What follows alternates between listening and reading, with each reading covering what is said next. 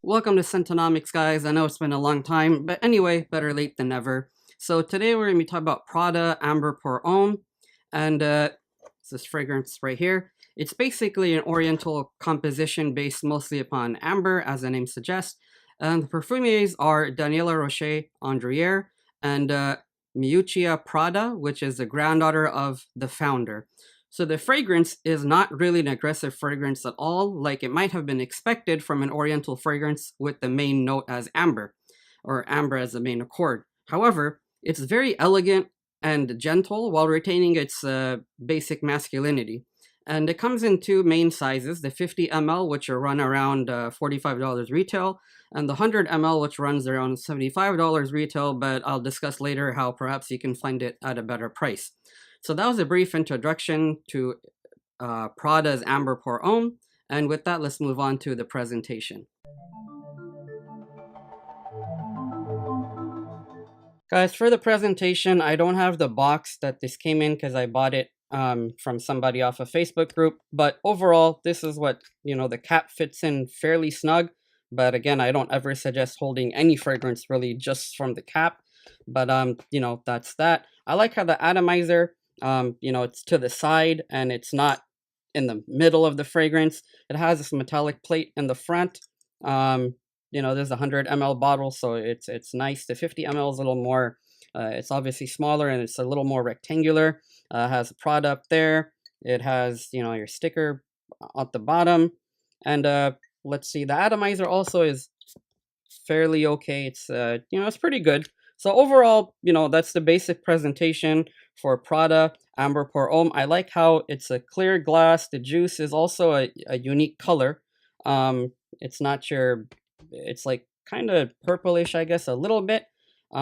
And again, the funny thing is you think there's lavender in here, but I don't see it on the notes. So that's pretty interesting. So anyway, that's my take on the presentation. It is a nice presentation. It's just pretty basic, but it's classy and elegant at the same time. So with that, let's move on to the scent.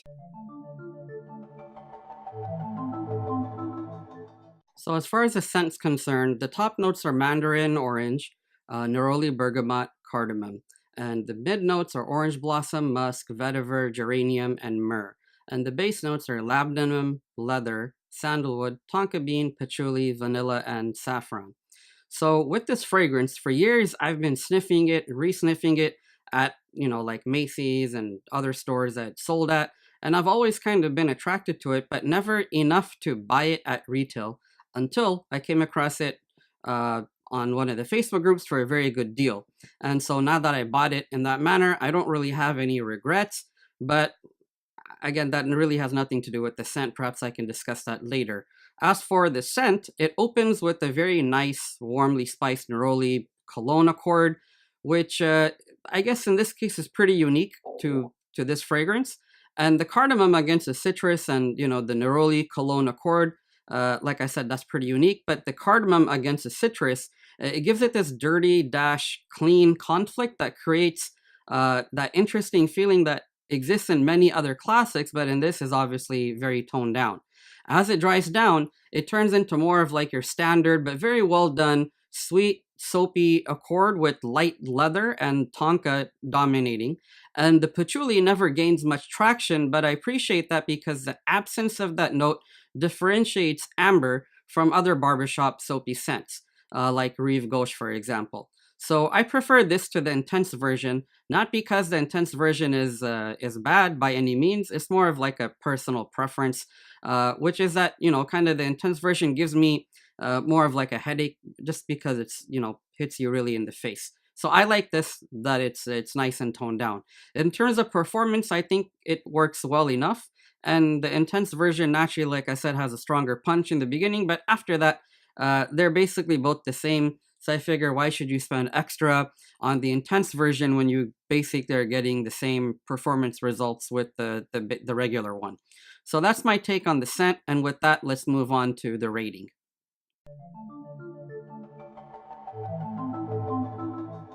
For the rating, in terms of distinction and uniqueness, I'm going to give it a 7 out of 10. It's fairly unique in some aspects, but not so unique in other aspects. And to keep the review short, I'll only mention the main point, which is amber isn't usually soapy.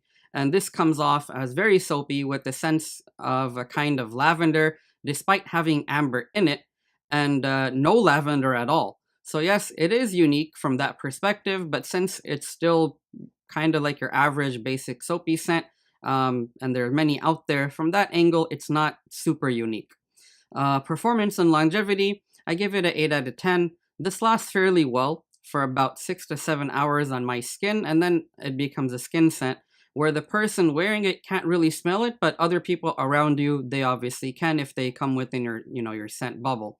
For projection and sillage, I give it an 8 out of 10. It projects well for a couple of yards for the first couple of hours, but has a great scent trail throughout the life of the fragrance, so I think, that's pretty good. Moving on to the versatility, I think it's very versatile. I give it a 7 out of 10.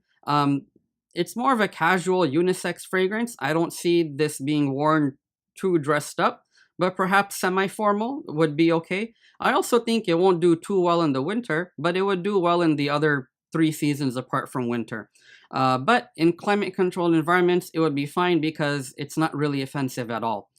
This can be worn for almost any situation, and by like I said, it is basically unisex, so that's that.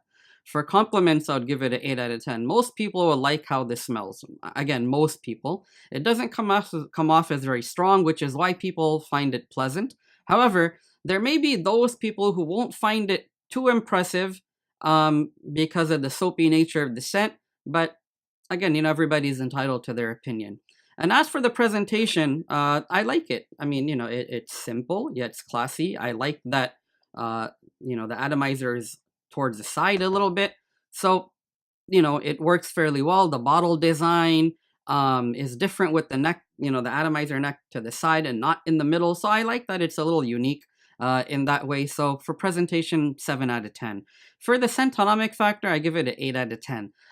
For the price, performance, and value, I would say it's a solid buy. However, I wouldn't get it retail though.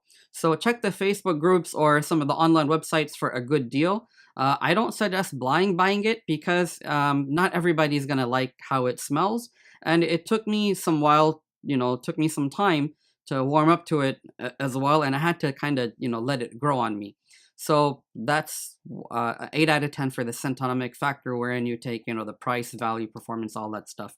So overall rating for Prada Amber Pour Homme, just the regular EDT, I give it 7.5 out of 10. It's simple, it's kind of classy and elegant. The presentation's pretty unique as well. It's a nice fragrance for men to wear casually, maybe semi-formal if that's possible, and is suitable for women to wear also. So anyway, that was my take on Prada's Amber Pour Homme. Please remember to like and subscribe if you have not already done so, and be sure to comment down below and let me know your thoughts on Prada's Amber Pour Homme.